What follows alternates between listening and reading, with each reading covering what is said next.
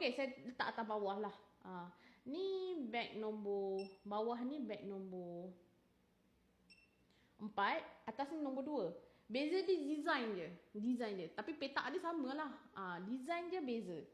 And beg nombor 2 ni kita ada hand gesture. Dia version lagi latest lah daripada beg nombor 4 ni sebenarnya. Kalau perasan, beg nombor 4 ni version dia lagi latest daripada beg nombor 4. Beg nombor 2 ni ada hand gesture. Beg nombor 4 ni tak ada. Beg nombor 2 ni ada logo kereta. Beg nombor 4 ni tak ada. Dia macam tu je. Tapi dari segi dalaman dia, korang nak tengok water temp, oil temp, matte pressure, semua ada.